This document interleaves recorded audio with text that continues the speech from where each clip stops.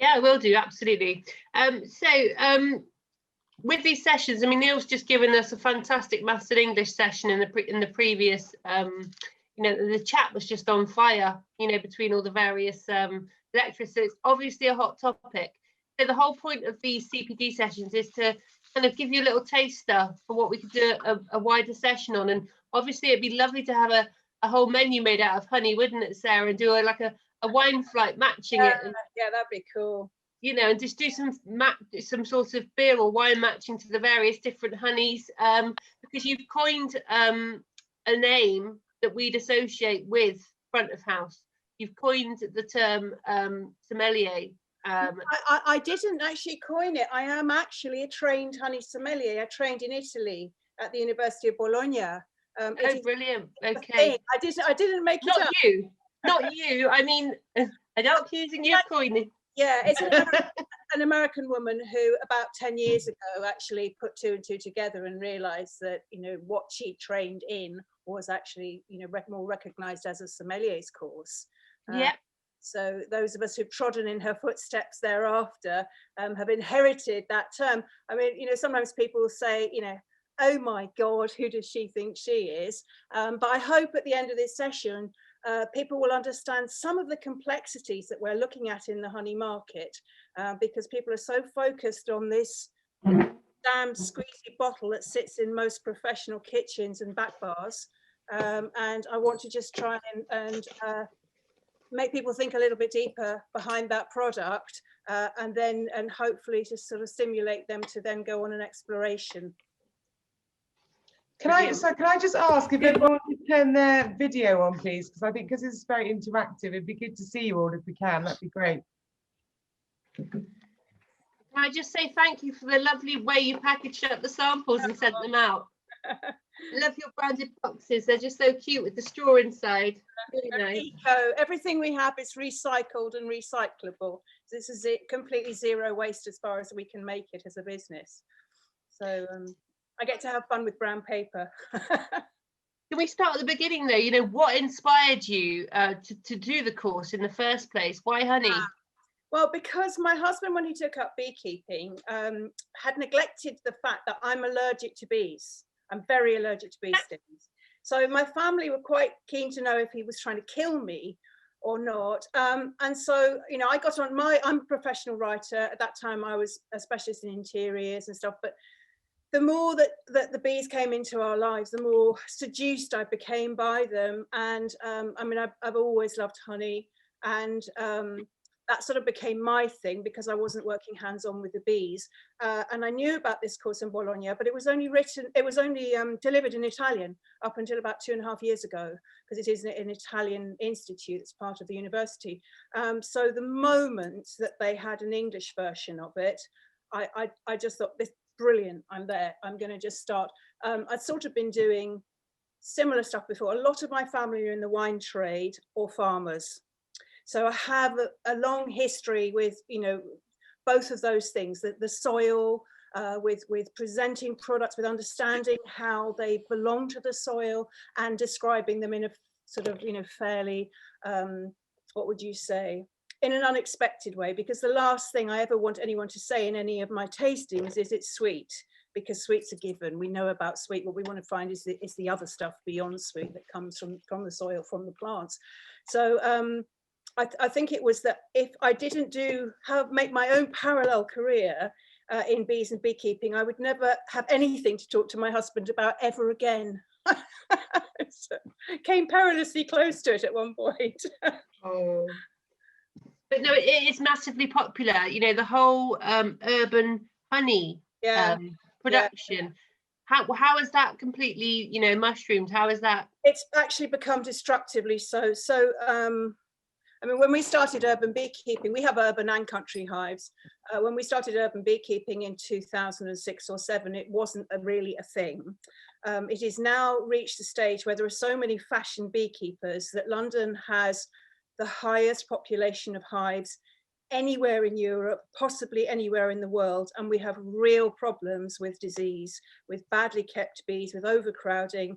And honeybees are like a Mealy Hoover. If you put them into an environment, there's so many of them, and they are such generalist feeders, that they will literally scoop up anything. Now, most of the wild bee species, which I'll tell you a little bit more about after the film, are not generalist feeders. So if the special thing that they eat has been eaten by honeybees already, hundreds of thousands of hungry honeybees, they're going to be in trouble. So when people talk about save the bees, the one species that I try and exclude from that conversation is honeybees, because they are man-managed.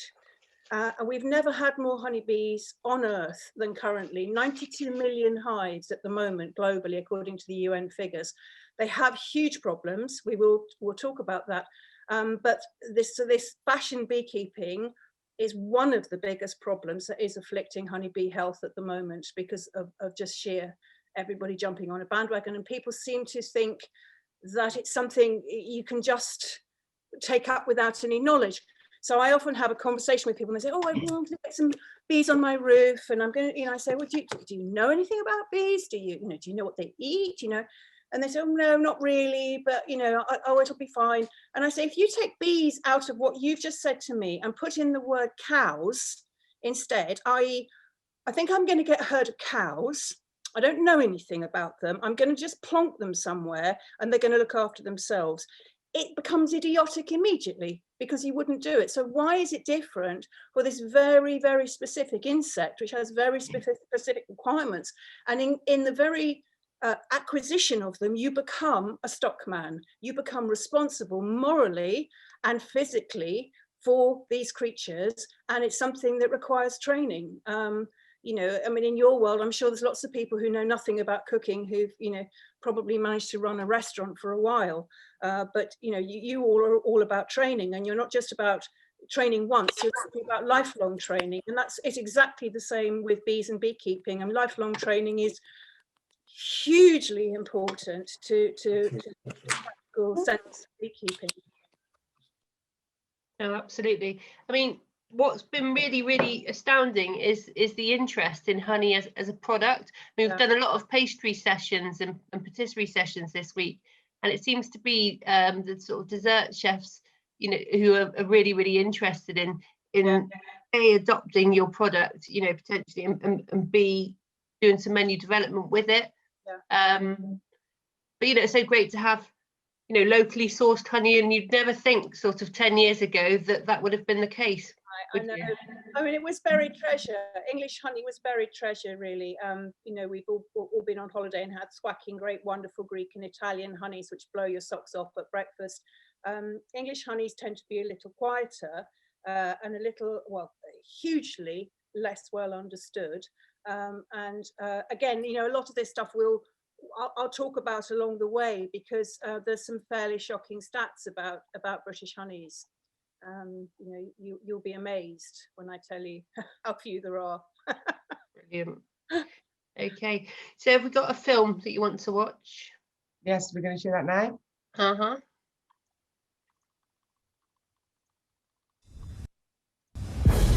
In the kitchen, craft is everything. An ounce more, a minute less can make all the difference. As a Michelin star chef, I've learned that it's not just about what we make, but the way we make it. And in this series, I'm teaming up with the Balvenie to meet the extraordinary people keeping alive some of our most precious handcraft traditions. Along the way, I'll be drawing inspiration and gathering ingredients for a unique meal of my own. A celebration bringing together the very best of British craft.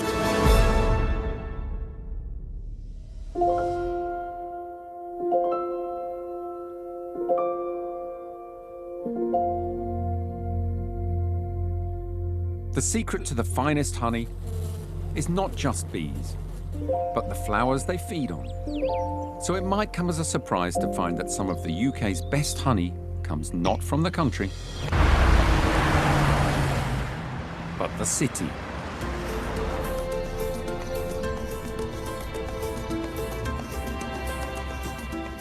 Working from a rooftop in Bermondsey, London, Dale Gibson is one of the leading lights of urban beekeeping. I came to meet him to find out more about his unusual craft. Morning. Hello, Michelle. Good morning to you. Welcome.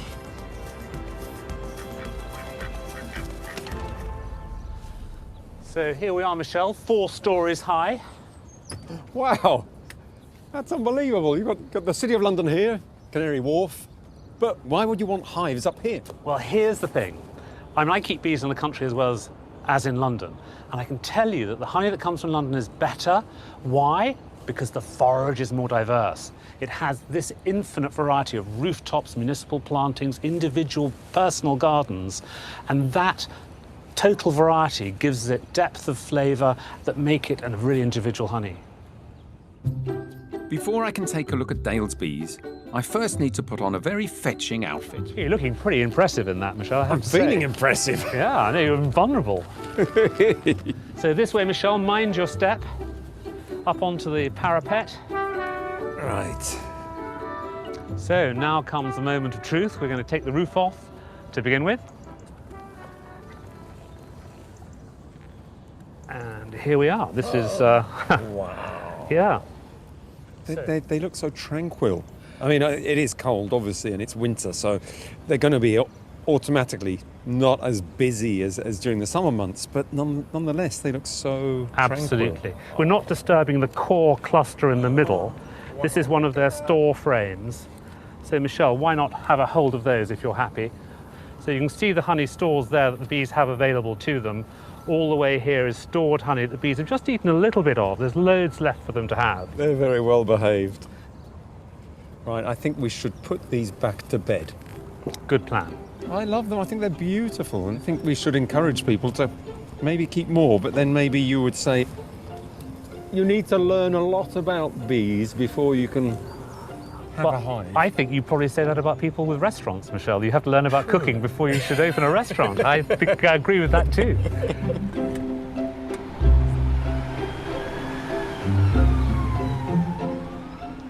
Beekeeping in London might seem like a novelty, but in fact it's part of a tradition that stretches back over 900 years.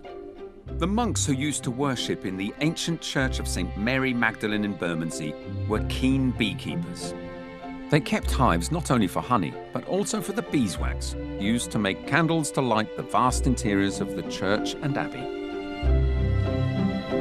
Today, the church's former graveyard is a park where Dale is leading a new planting campaign to provide forage for his bees. It's a lovely green space, even now in winter where it's freezing cold and white, actually. And I can imagine lots of flowers. Now, what's the initiative and what are you planting exactly? You know, for beekeepers, we have an absolute imperative to provide forage for our bees. And what we've done here, for example, is to get funding to plant these beds so that the bees have food to eat all year round, from spring to the autumn.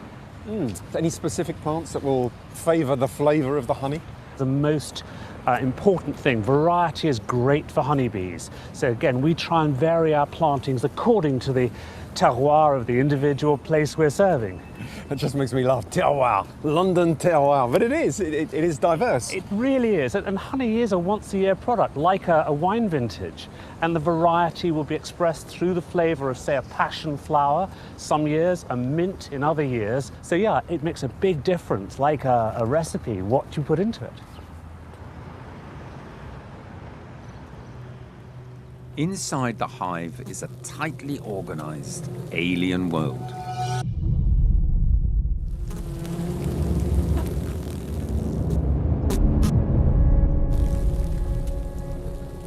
Tens of thousands of bees work together, each one coordinated through a complex language of scent and touch. Yet to harness the industry of these remarkable insects, the beekeeper must work with their need for precise mathematical order. It all starts with the structure of the hive itself. In its modern form, it's designed to solve a very ancient problem. How does this style of hive compare to the old-fashioned ones?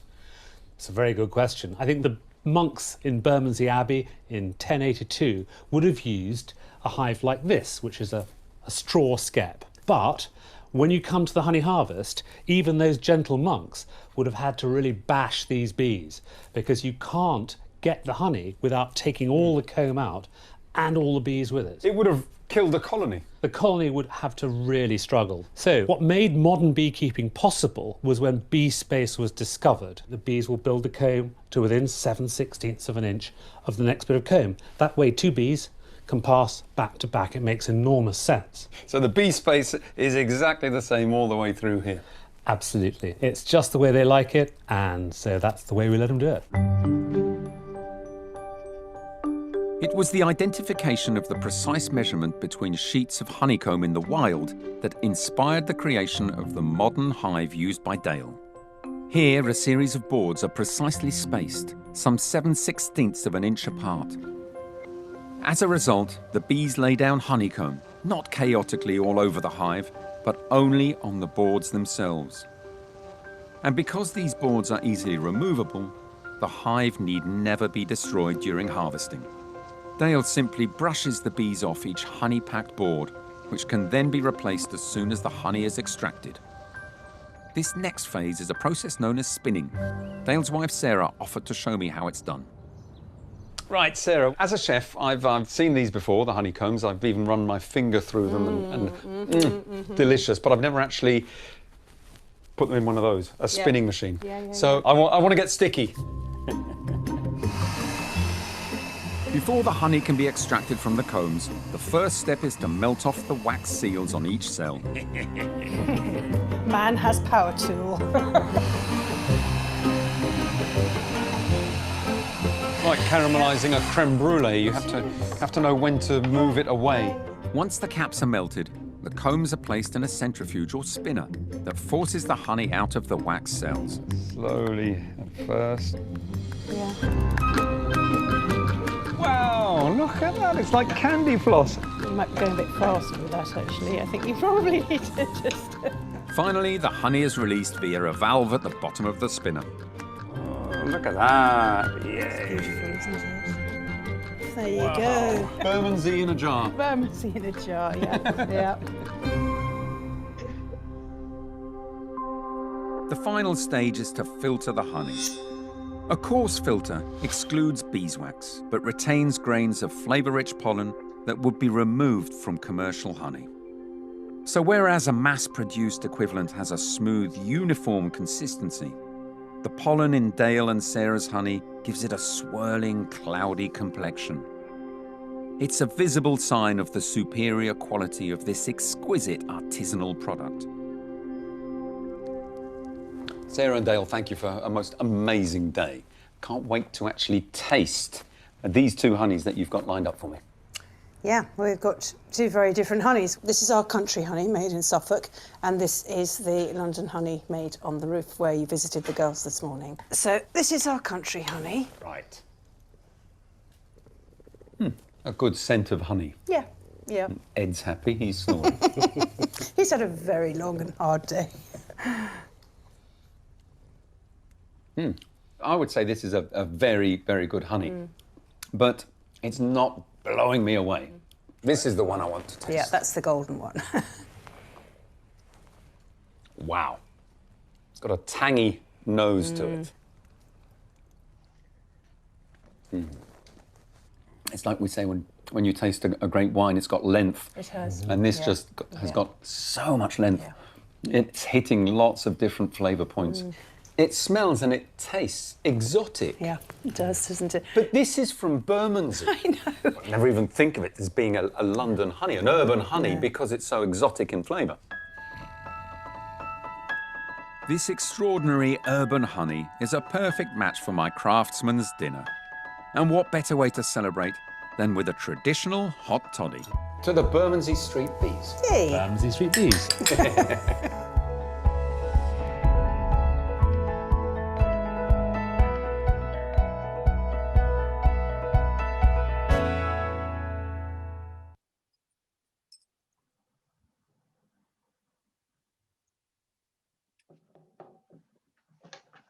It's so lovely to see that. So lovely to see it. It's quite a long time ago now.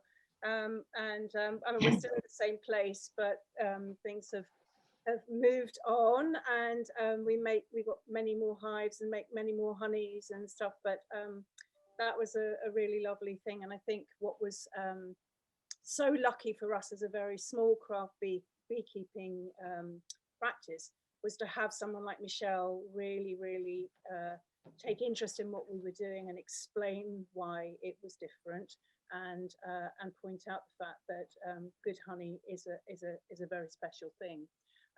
So lots and lots of other fantastic chefs have also really supported us. People like Hélène Darroze and Johnny Lake, Andrew Yeo, Anthony Dimitri, Daniel Hum, you know, lots and lots of very grand folk, but also lots of very small local people very close to us, lots of cafes and restaurants, delis use our honey, and also lots of people who are producing specialist food products. So honey cakes, beer, mead, we collaborate with all sorts of small producers on that front.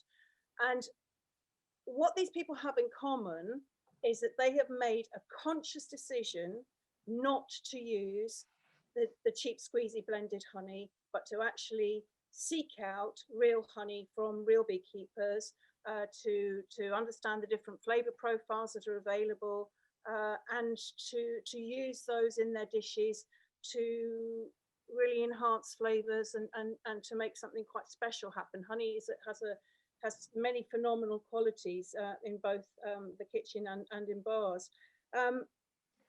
I'm not here today, though, to big up our honeys. That's not what I feel I'm here to do.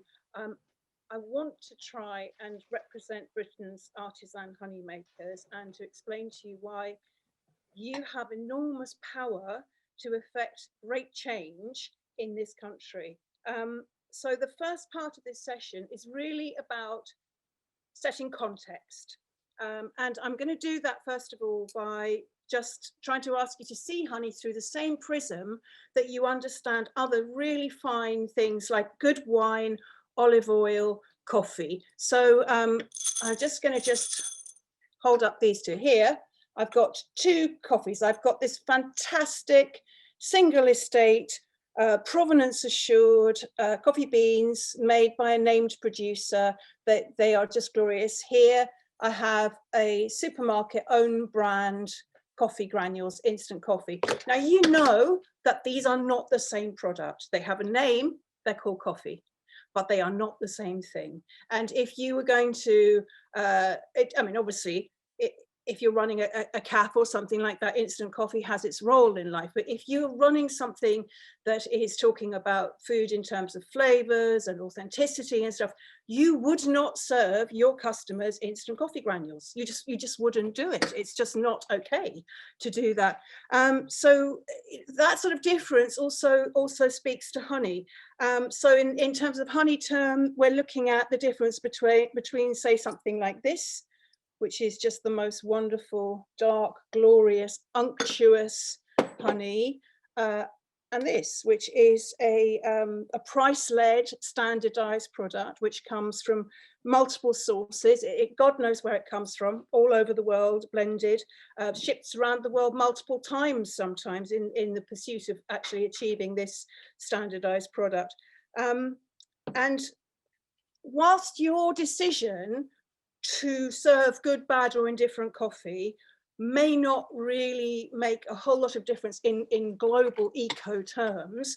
It may put a few coffee producers' noses out of joint. Honey's not like that.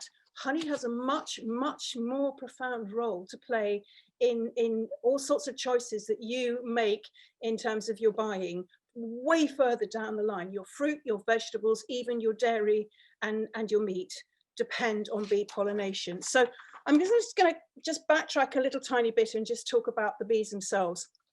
As I think we were starting to address when I was talking to Catherine, there's quite a lot of confusion around bees. So in the UK, there are 275 species of bee, and only one of those is a honeybee. The rest are bumbles, solitary bees, all sorts of things. Now, pretty faultlessly, if you give people a chart like this, there's masses, I mean, it's just some of the 275, they will look at this gorgeous, fat little bumble here and go, that's a honeybee, that's where we get honey from.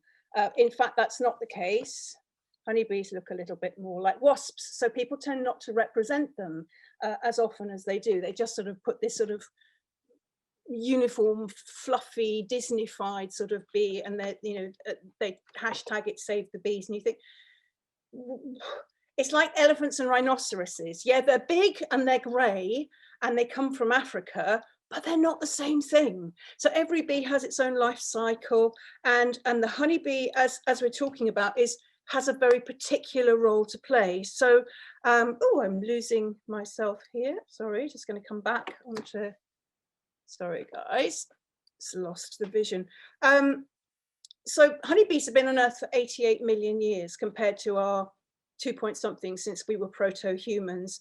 And what makes them a honeybee is, as you saw when Dale was lifting the comb out of the brood box, they lay down winter stores, and that enables them to overwinter as a colony with their queen. A bit like when you see those things of penguins huddled around one another in winter, moving in and out of a central core. It's a very similar sort of thing. Every other bee species goes back to the queen only, or some not even, you know, some just are eggs, but there's no colony. So it's the fact of a colony that needs to be fed all winter. So they gather honey, they lay it down, and they fall back on that when times are hard, whether that's cold or wet or whatever it may be that they need to. It keeps the colony safe. And it's one of the reasons why they're so incredibly successful. And that honey is made from nectar that they have gathered, in honeybees' cases, mainly from trees and bushes. Honeybees are not so much about wildflowers. Trees, bushes, and herbs are their three sort of, you know, herbaceous perennials, their three major food groups. And within that, you've got an extraordinary variety of quite ancient plant types. And they also tend to get their roots pretty well down, which means that the minerality of the soil has a lot of role in the way that the honey outcome comes, the natural color. So we humans have robbed this bounty from bees since we could literally crawl out of the slime. It was the original luxury food that humans had on Earth when mankind was first scrabbling around, feeding itself on God knows what. There wasn't anything else that was sweet. The fruit and the vegetables that we identify as sweet, things like carrots and apples and stuff, is because we've bred them sweet. It's because that original encounter with sweetness set up neural pathways in our very, very ancient brain. They're very closely linked to drug pathways, and they are very easily satisfied. And when we come to do the tasting, I'm going to teach you a way of getting past that initial, like, oh, look for the sweetness. So we're programmed in there. And you know, as I was saying, the honeybee is a kept species. They're not wild bees. And so no matter how badly mankind treats bees, whether it's overcrowding, as we've been talking about, trucking bees backwards and forwards across continents, as happens in the US and Australia to pollinate different cash crops, asking them to make honey from sugar that's poured in the top of the hive, which is culturally acceptable in quite a few places on Earth, taking away their foraging grounds and forcing them to compete with wild bees, dousing the land in agrochemicals, which is something that we should all worry about. Their numbers remain whatever it is that we as humans have determined, because even if you're the worst robber baron beekeeper that ever was, and you lose most of your bees, you breed some more or you buy some more. So, you know, that's a pretty sad state of affairs. And it means that the bees are effectively slave labor. We can come back to that. But so why are there so many honeybees on Earth? It's because as we're feeding more and more people, and more land is given over to farming, we need these pollinators to make crops happen. So honey has been money for a very, very long time, since as early as the ancient Egyptians, much to the sadness of most beekeepers today. The guy who was in charge of the bees in the Egyptian courts of the pharaohs was one of the best paid and most highly honoured people. I don't think it's the case anymore, but it would be quite nice. But because we've had this relationship with honey as food, as medicine, and as a trading currency for hundreds of thousands of years, we have this really powerful emotional attachment to it. And it's a comfort food for us. It's also a comfort word, and marketeers, they really know this, and they know if they put, you know, on the label of something, whether it's a shampoo or an energy bar, that it's got honey in it, they are tapping into a human desire and belief system, just straight into it. Where there is money and desire, there is corruption and exploitation. It's a given. I mean, that over centuries and centuries has led to honey becoming one of the most adulterated foodstuffs on earth. So it is now named quite regularly as one of the top 3 most adulterated foodstuffs globally, after wine and olive oil.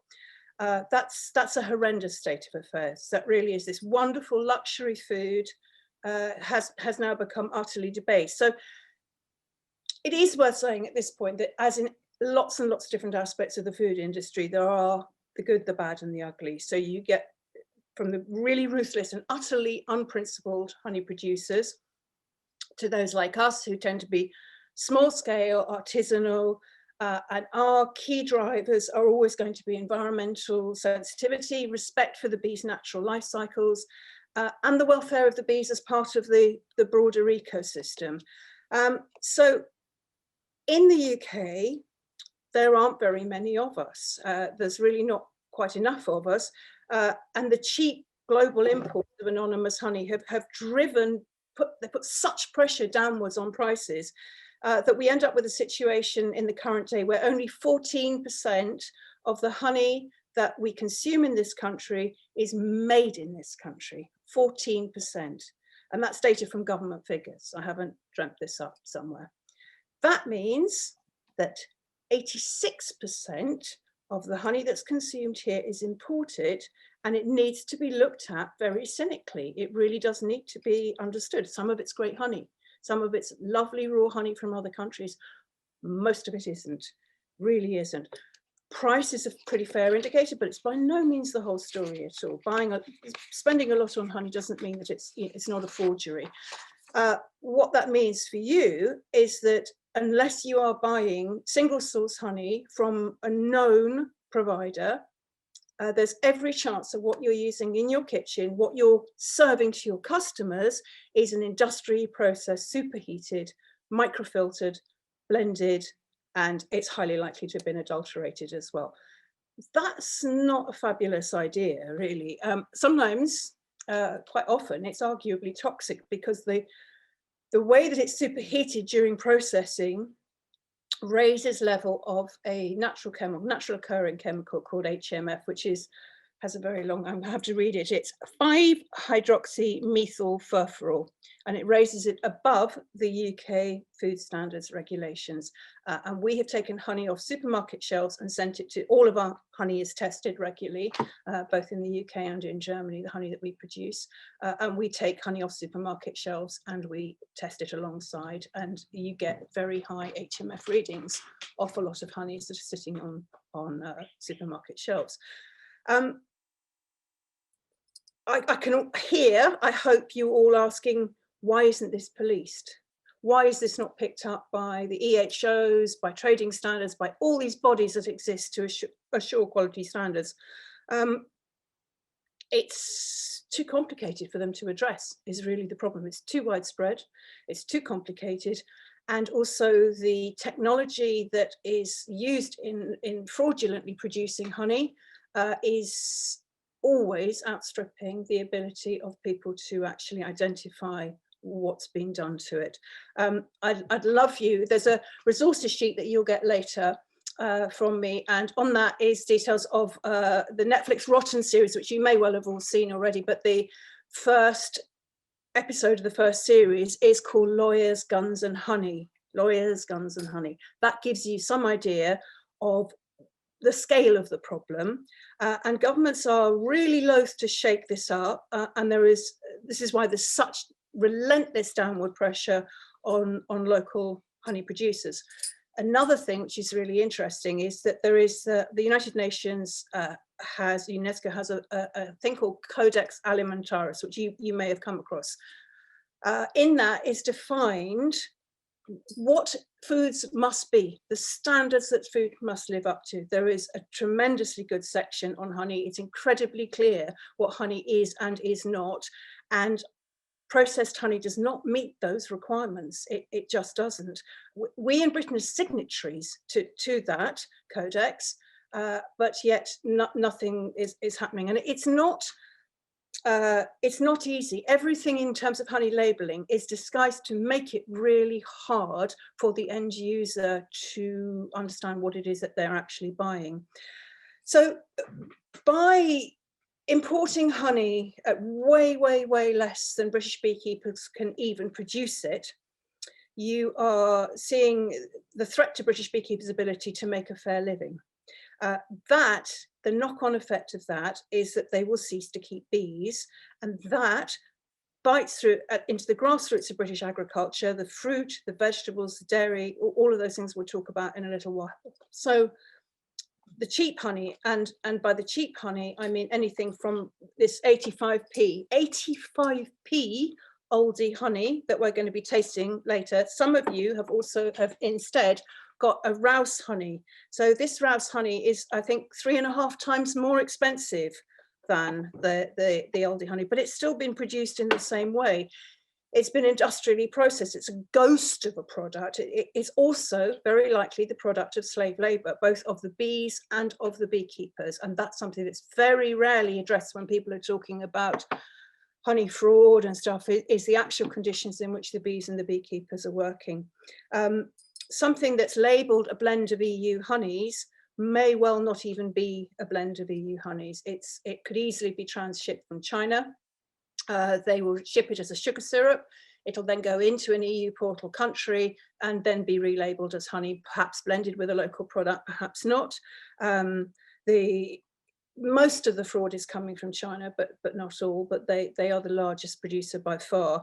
But they're also now, they're infinitely subtle. So we have a new city. I noticed about 2 years ago that there was a lot of honey which was saying that it was the produce of Hungary.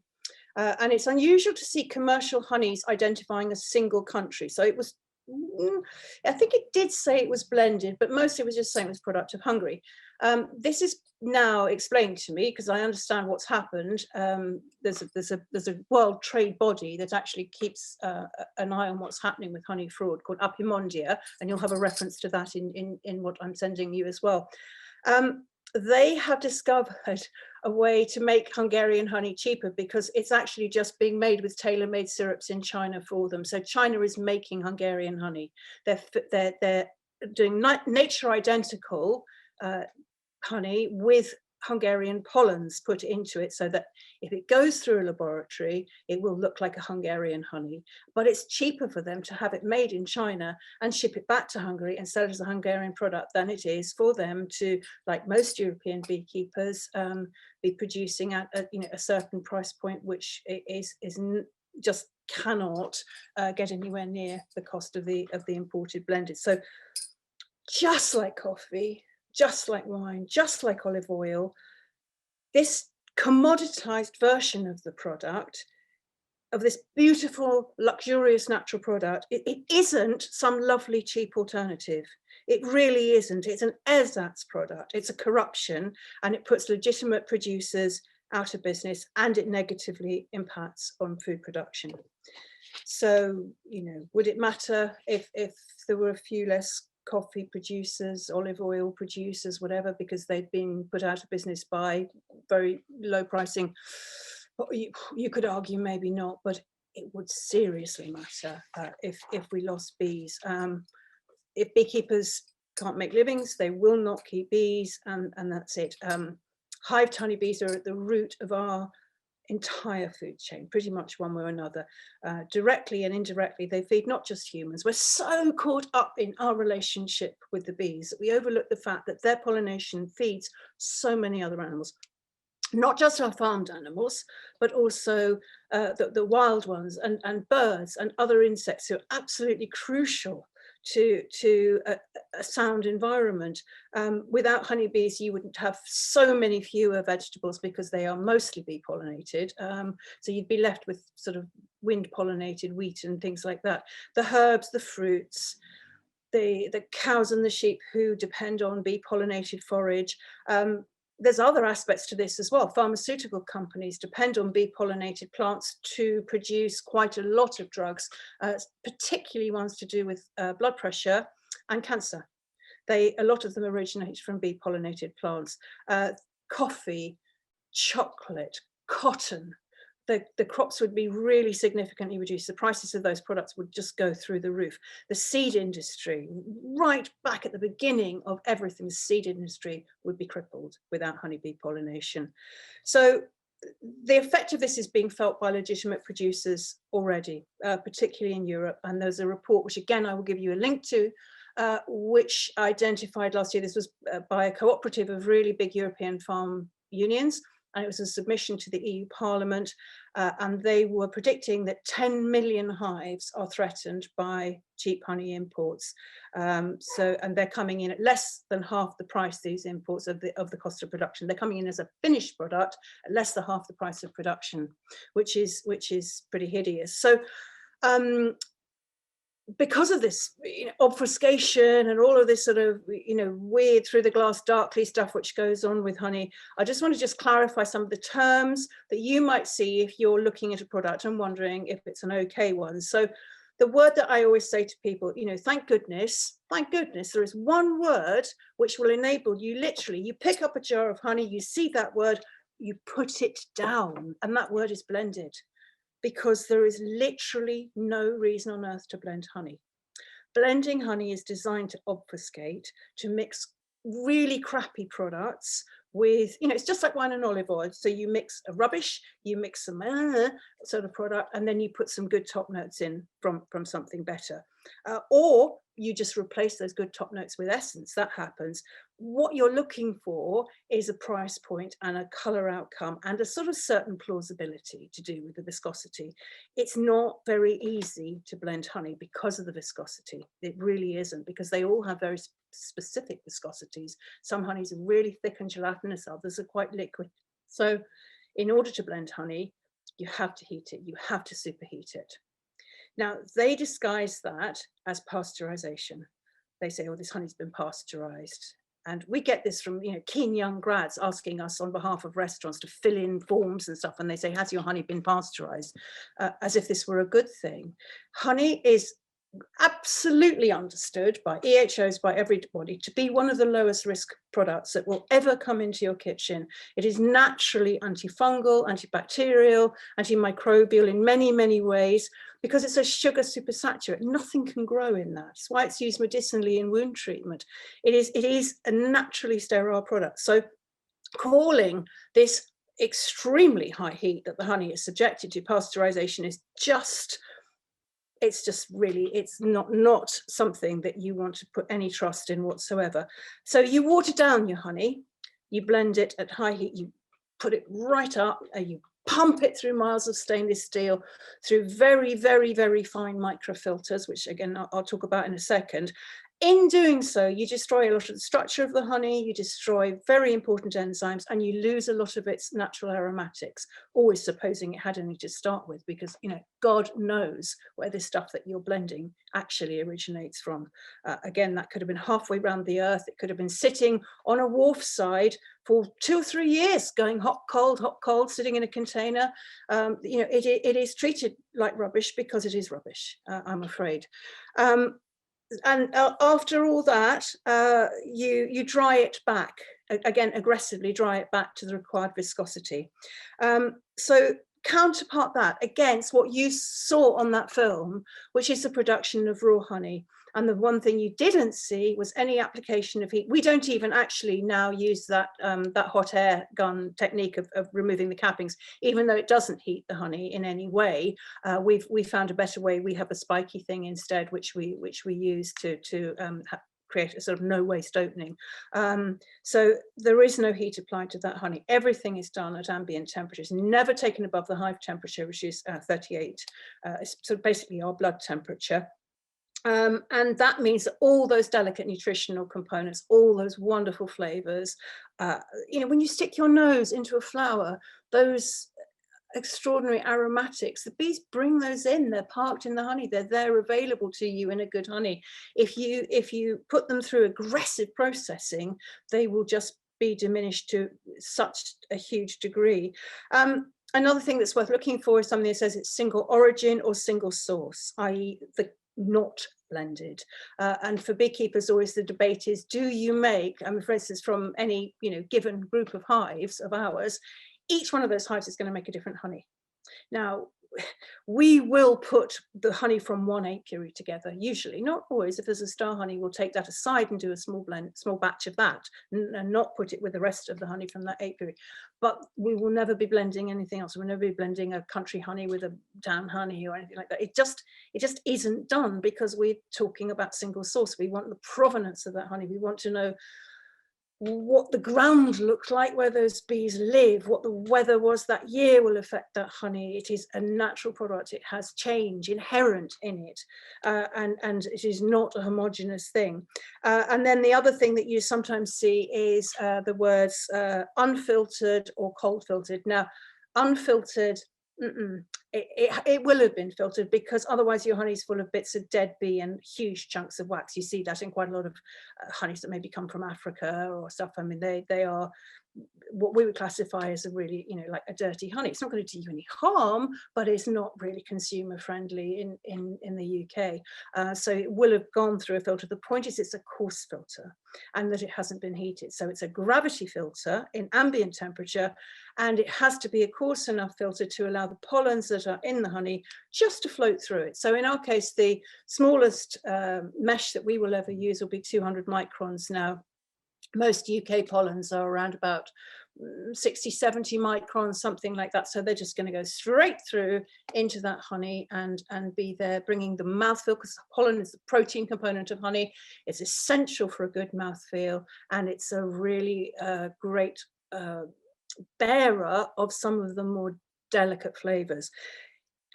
Commercial honey has the pollen filtered out. It has the pollen filtered out, blast filtered out, for two reasons. One is because they want it to sit on the shelf uncrystallized for a long time. They've managed to convince people that crystallized honey is a bad thing, and that you throw it away and you buy another squeezy thing if it's crystallized.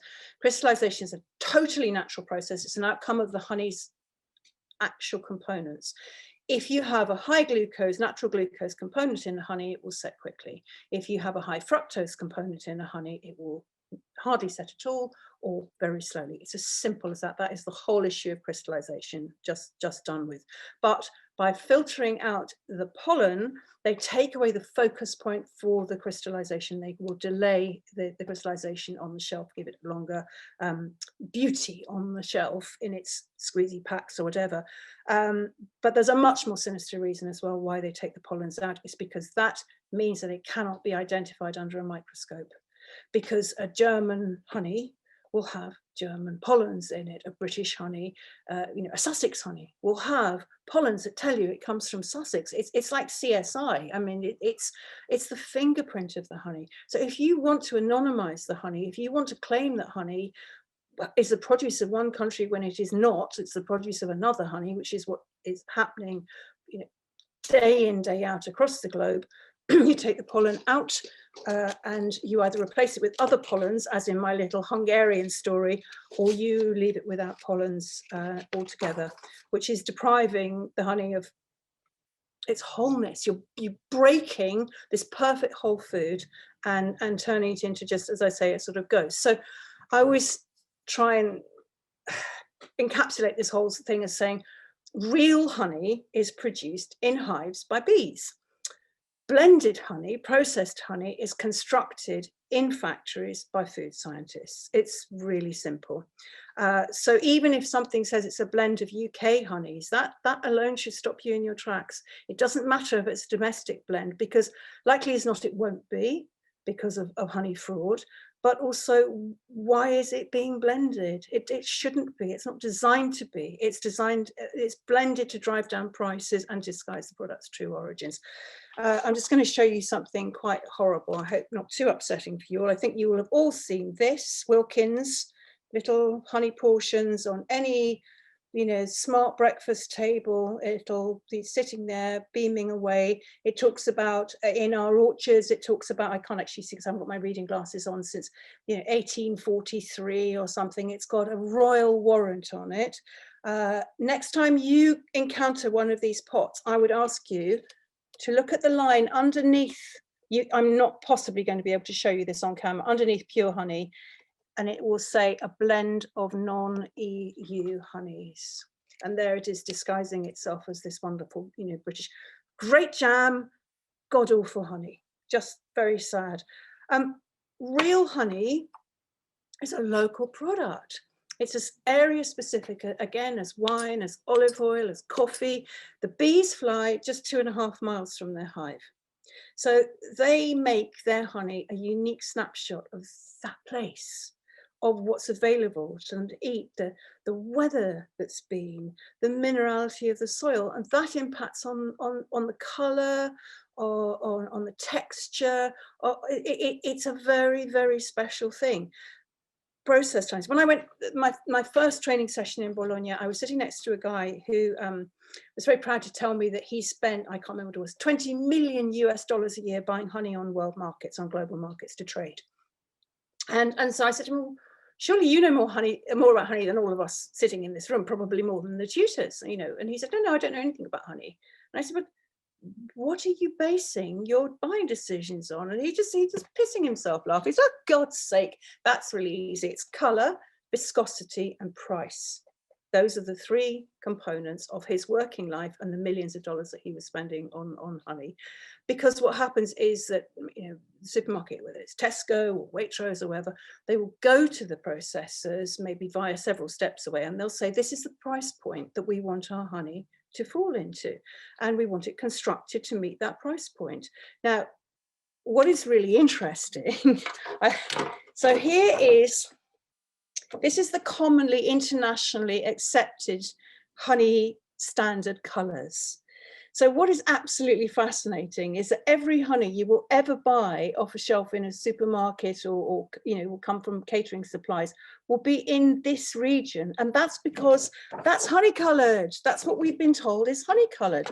Whereas in truth, honey will vary from that to that. Those are 2 natural honeys, and many shades in between. But that is honey colour.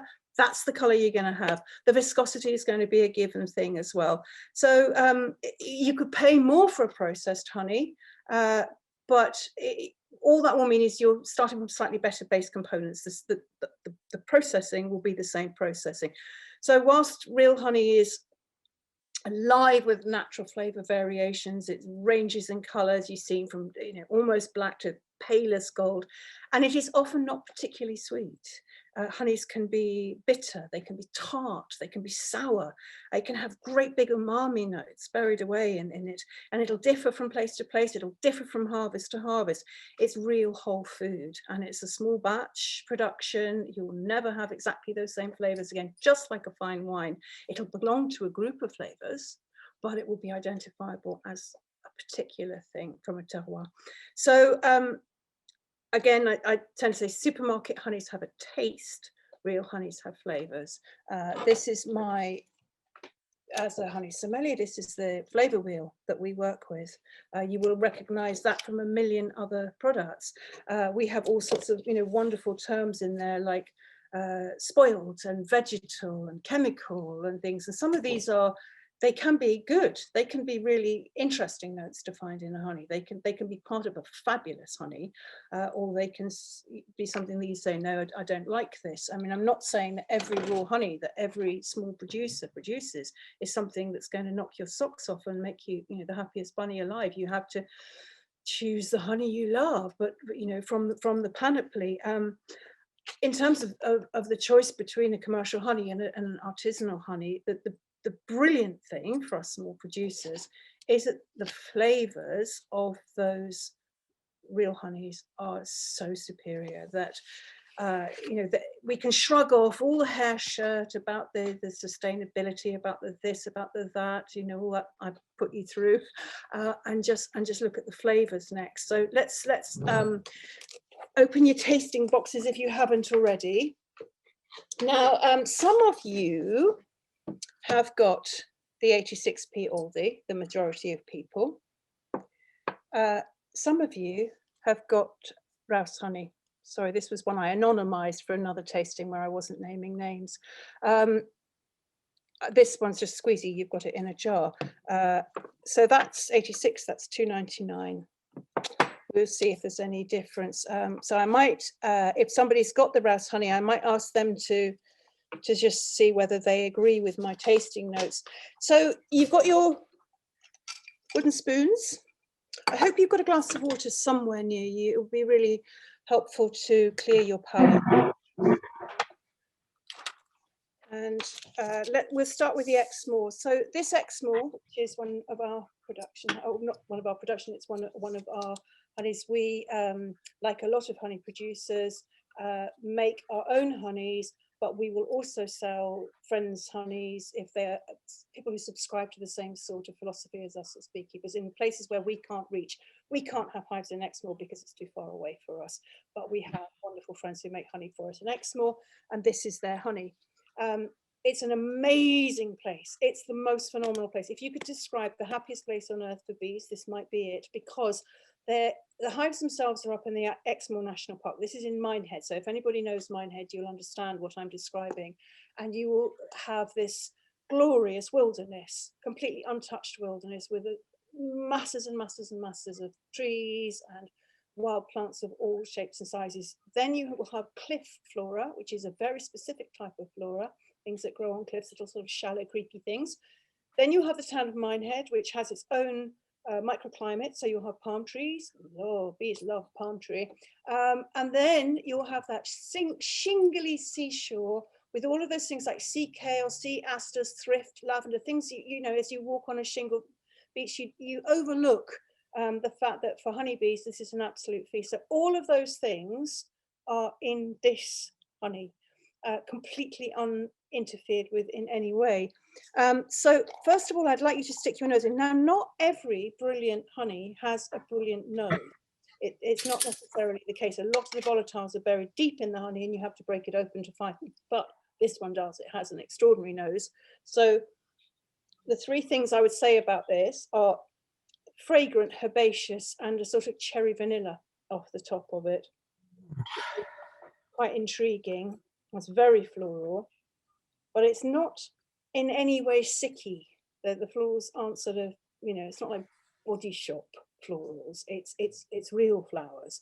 So the next thing that I'm interested in always is the mouthfeel, because that's one of the big differentiators between real honey and not real honey. So I might open it up and have a little sniff of it opened up, just give it a bit of a stir.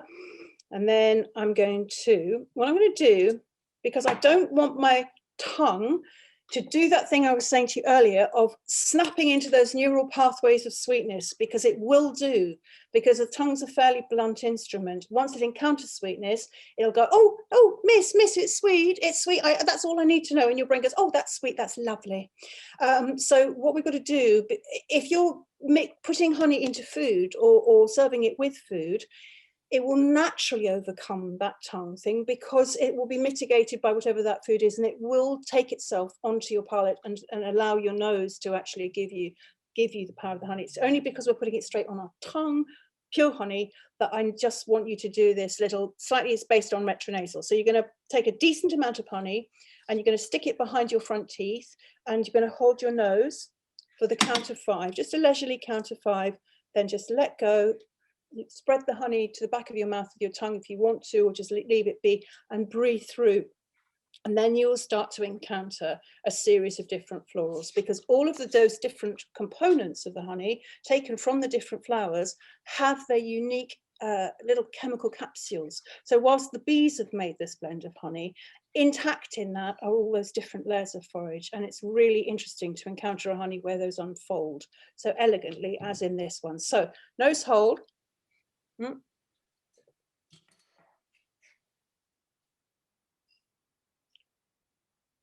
And then just breathe. So the first encounter is with some pretty pungent green herbals in there, some herbaceous notes, and then you're bang into wild cherry. That is the flowering cherries up on those, up above Minehead on those great wondrous expanses of Exmoor.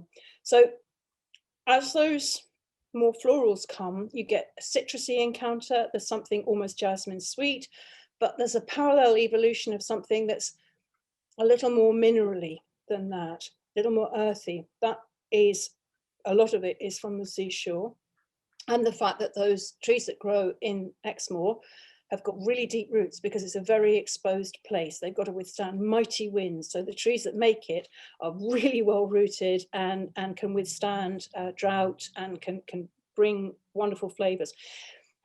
Some crops of this, and each one of your jars may well come from a different batch. There is no uniformity in this. If you're encountering bitter notes in there, which I am in this one, that will probably come from sweet chestnut. Sweet chestnut is a notably bitter honey. There's also the first glint of the ling heather crop of autumn. These bees will, that summer crop will be taken off and those bees will then go on to the heather, but there is a slight crossover period and you get a little bit of heather in there. Those deeper, darker notes give what I would call a backbone to a honey. And they give it potential for some great umami pairing. So this would be fantastic with cheese. You could put this, you could mix this with all sorts of different things. On the tasting notes that you've got from me, which goes through our seasonal list at the moment, you'll see there's some things that I've said about, you know, cheese and charcuterie and stuff. This is quite a big, strong honey, and it can take quite a big thwack. It's also absolutely fantastic in cocktails because the alcohol acts as a solvent between those chemical bonds that hold those different layers of forage together, and so that you get these sort of little explosions of cherry and citrus and this and that. So anybody want to add any sort of particular comments to this honey? Scribble them down and we can talk about them later if there's anything else you've found in it. There is no right and wrong. What's interesting is in Italy, where the final say-so on whether a honey is what it says it is or not, is done by a panel of tasters, never by one person, because we all have our own individual responses to every honey. And it can be really wildly different. I mean, I've sat in a panel where somebody said, this is the most horrible thing I've ever tasted, and it's completely not, you know, I'm just not going to eat this. And someone else is going, this is wonderful. Can I take the sample bottle home? So, you know, you're gonna have different responses. A lot of it's to do with your own, you know, your mouth, the acidity of your mouth and things. That's a given. So if you've got something to rinse your mouth with, have a little rinse because you want to try and clear it. So you're either going to be tasting next, depending on what's in your box, the oldie or the Rouse. I'm going to taste the oldie first. So on this, it says clear honey, all natural, a blend of non-EU honeys. The nose is slightly chemical and sweet in a sort of tea time caramelly biscuity way. There's not a lot else. If you want to put your nose back in the Exmoor and just do a comparison, you'll see that they're totally different. One of the things I noticed, Sarah, was that I was surprised. This is Neil here. I was surprised, really surprised. As soon as I opened the jar, the aromas, before I could get my nose anywhere near it, it sort of filled the room. It was really quite bang, really shocking. And then when I've got the Aldi one, and in comparison, it's just different world, you know. Everything you've said has just sort of come to life. The sort of complexity is just amazing. This viscosity is in no way convincing. It really isn't. It is slightly viscous. So right, let's dignify it by giving it a proper retronasal tasting. We might as well be an interesting thing to do. So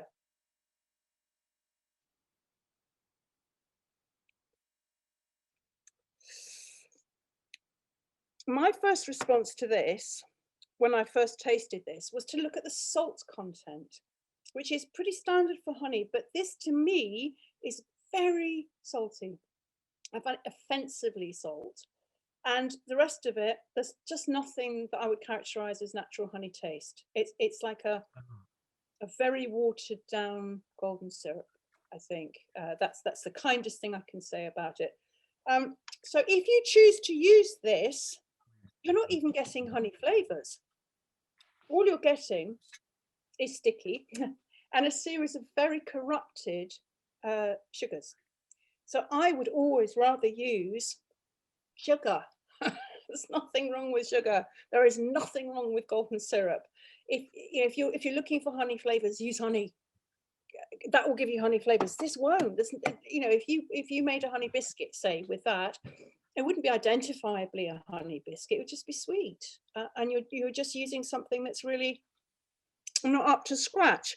So then we move on to 3.5 times the cost of Aldi for those of you who've got the Rouse. So I think there's only about three people who've got the Rouse amongst you. So I'll carry on. So Rouse, runny honey, wake up to nature, it says. Oh, isn't that sweet? Wake up to nature, a blend of non-EU honeys, £2.99 for 340 grams. So the nose I find really scary, and I use this product a lot in comparative tastings and it doesn't change at all. It's janitorial, it's chlorinated, and there's a sort of a floral sweetness on the top of that. So I think it might be quite good for cleaning lavatories, but I don't think it's a very good thing to find in a food product. It's just not right. I'm not going to bother to taste this because I'll tell you my tasting notes and people can agree or disagree.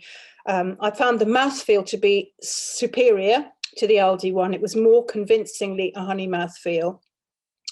Slightly enduring, but not really. It dissipated too quickly to be a good honey. It really did. And the flavours, it had a pervasive single note sweetness, very cooked. The caramels seemed very cooked to me. That honey, if honey it is, has been heated to there and back. If you dig around in it enough, you get some florals, but you also get a slightly sour finish, which I don't know. Anyway, it is superior to the Aldi, but I would still argue that you'd be better off with golden syrup or, you know, agave, or I don't know, other things. So going back to the Exmoor, it's a very good demonstration of what I'm looking for in a good honey in terms of flavour evolution and flavour duration. Now, those are obviously really important in the kitchen, really super important, because you're using honey because you want a honey flavour and you want it to be parked properly in people's faces as a flavour that's part of the dish.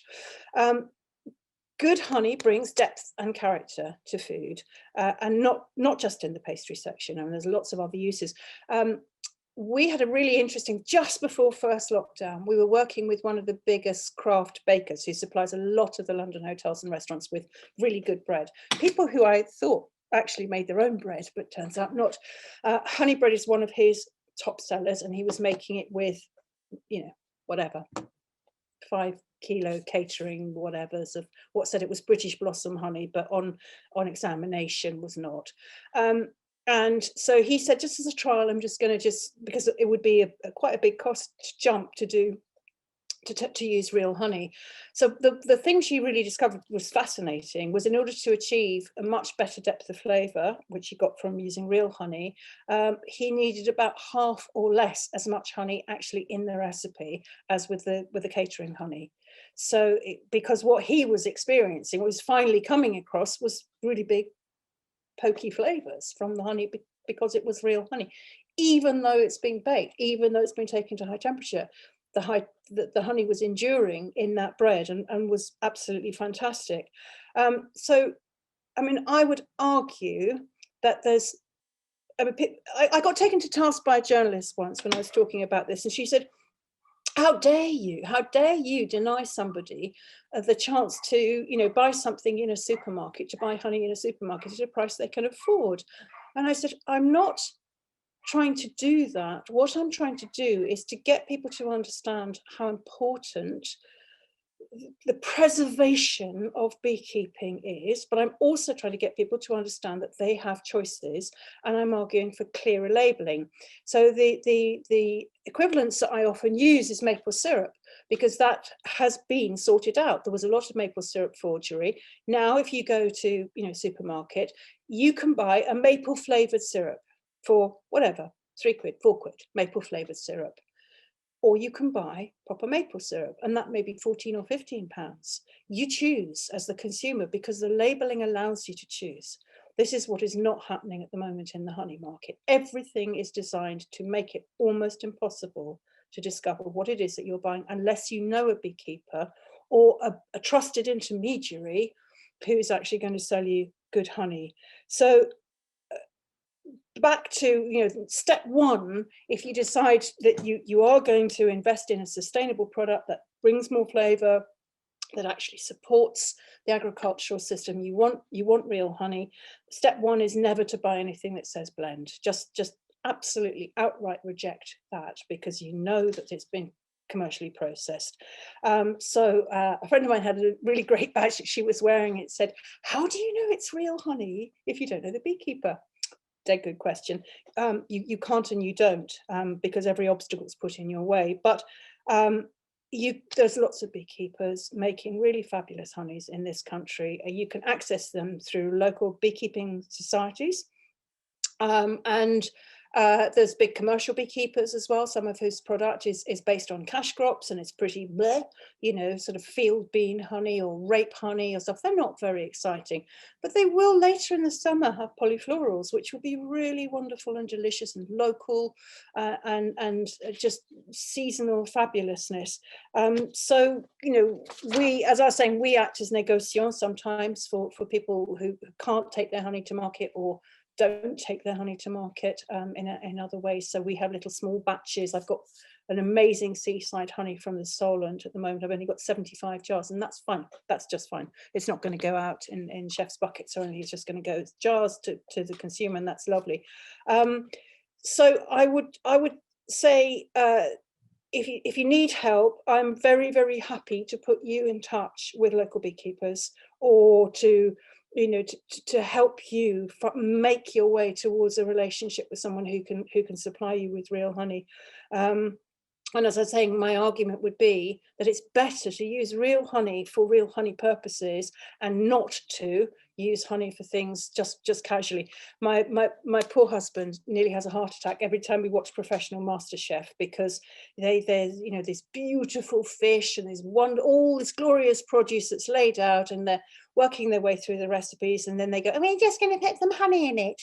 And they produce one of these and they put a mighty squish of that in it. And it's heartbreaking. It is so heartbreaking, because why does the quality of honey not count as much as the quality of other things? So I'm going to ask you one question, actually, which not very well phrased. I just have to think of a good way to phrase it.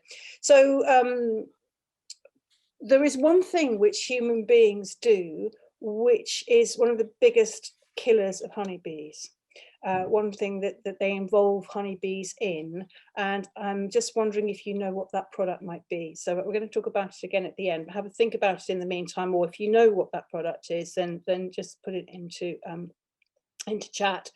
I hope I haven't dragged you through too much hair shirt and browbeating, but I hope I've given you some context about real honey, about the problems that we face as producers, and about the biosecurity in this country in terms of being able to produce British crops. I'm just going to give you one little last bit of context seen through another prism. We've talked about wine, olive oil, coffee as equivalences for honey. There's also cheese. Cheese is a really, really good equivalence, and the life of a small craft cheesemaker versus the global commodity products, and we have a lot in common.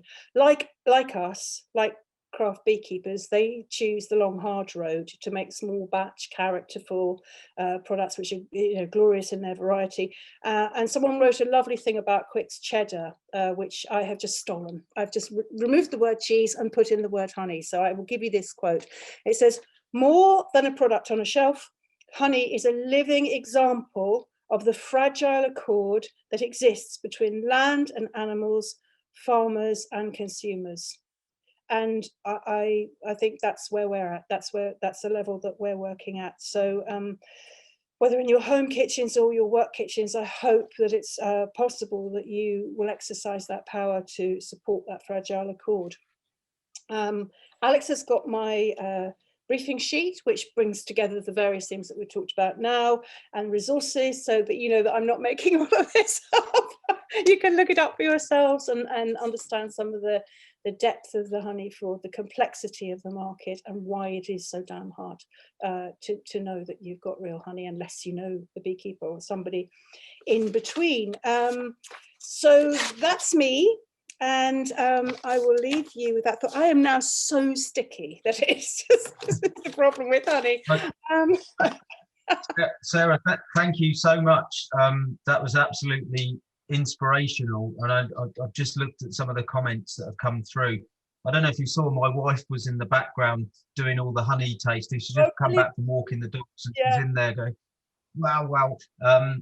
It really is so refreshing to see somebody with so much passion and knowledge for their subject. And just the comments that have come through, people are so grateful for, you know, the information that you shared with us, and really opened, I think, definitely my eyes included. And I hear exactly what you say about the importance of every product, not just, you know, the fish and the meat and the cheese. Everything that goes onto the plate or into a dish has its importance and its impact and carries its profile, etc. In fact, we've got a couple of chefs. I saw Jamie, who's the sous chef de Benoit Blin at Le Manoir Quatre Saisons. I was going to put Jamie on the spot if he's still here, and see if you've got any ideas, Jamie. I saw a comment come in saying about the way that you taste and block the nose, so that you actually bring the air through the nose to get the true flavors, so that you're getting the nose and the taste working sort of together, and the tongue. So Jamie, have you got any ideas of how you might incorporate this honey into anything? Have you got any questions for Sarah? Well, I can't give away all my secrets, can I now? You know that. So I would have my camera on, but I'm currently living in a building site, and it's not very nice, let's say that. No, it's fascinating tasting the different honeys, blocking your nose, and then as soon as you open your palate up, and you can take the rush of flavour. It's fascinating. When you taste the rouse and you taste the basic essential clear honey, they just taste like boiled sugar. It does.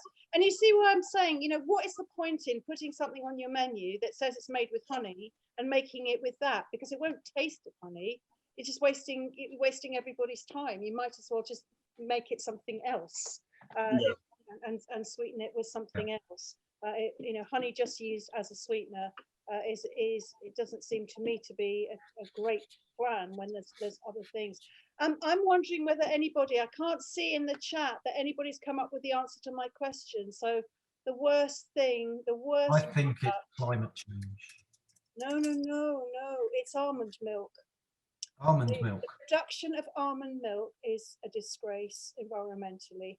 Particularly in Southern California. The bees are taken to the almond fields. It's very early in the year and it's very misty there. The fields are fogged every morning with antifungals. They're treated very, you know, with a lot of other chemicals as well.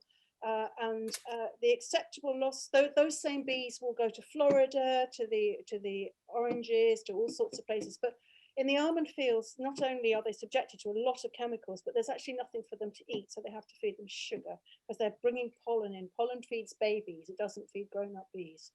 And they'll be trucked. So the acceptable loss rate of between 60 and 70% of those bees that are taken in road trains up and down America is just hideous beyond belief. I mean, that is truly slave labor, but it is the only way that American beekeepers have been able to make a living, again because of prices and because of people not understanding about local honey and paying fair prices for it. So they're reduced to that, to servicing big agriculture in that way. They also, I mean, it's just very upsetting to see millions and millions and millions and millions of bees there. And those of you who remember the great panics about colony collapses a few years ago, you know, people still banging on about colony collapse. It's not really, that wasn't really what it was all about. It's about really bad beekeeping and about simple abuse of this insect, which underpins our entire food chain. The other thing is it takes 4 gallons of water to produce a single almond nut. And that they're now in some California, they are right down into the deepest water that they can possibly access. So there will be a desert fairly shortly. So I always say to people, choose oat milk. It's a better proposition for the environment and it doesn't kill any bees. It's not bee pollinated. They don't have to go anywhere near it. Just choose oat milk. Well, we've gone over time by 25 minutes. So I think has anybody got any last questions? Would somebody like to ask the final question to Sarah? There was one interesting question I saw earlier come up in the chat. I'm just trying to find it, but it was basically, how can you guarantee that when you buy a honey that says it has a flavour note of whatever it would be, how do you know that it would just be that? I'm trying to find the question that was asked, because it's a really good question. It's from the flower. A monofloral honey there that says a lavender honey or that. There's another whole kettle of fish. Because quite often when I taste things that say that they're monoflorals, they are actually infusions, or they've had essences added to them. A lavender honey does not smell like Great Auntie Pat's soap, which is what half these lavender honeys that I taste do. It's a refined taste. So I think it's really difficult. You have to try and test. I mean, I guess the same is true with cheeses. You know, somebody says, oh, this is nutty and it's this and it's that, and you taste, you think, really? I'm finding this quite something else. It's trial and error to find honeys that answer what you're trying to do in your kitchen. But monoflorals don't really happen in this country. Ling Heather is one of the few exceptions. Generally, when British beekeepers market something as being an X honey, apart from rape, you can pretty much guarantee an oilseed rape crop. Because we're such a small packed island with a mosaic of different crops and gardens and this and that, most British honeys are in truth polyflorals, and you will have a flavour note that sings through sometimes, like the cherry in that Exmoor. And I think it's worth commenting on, but I would never sell that as a cherry honey, because that would be misleading to do so. And a lot of beekeepers are their own worst enemies, because they have great honeys and they're just not describing them properly to people, and they're not selling them in a way that would make people think, oh God, I'll punch on that. I'll grab a jar of that, take it home and try it. And that's what I always say to people. Adventure. Honey should be an adventure. Well, Sarah, I'm sure none of us will forget this talk. I know I won't. It's been really interesting, and I think you've persuaded me not to buy Aldi's honey ever again. So, evolution one by one. That's the way forward, isn't it? It's just so true.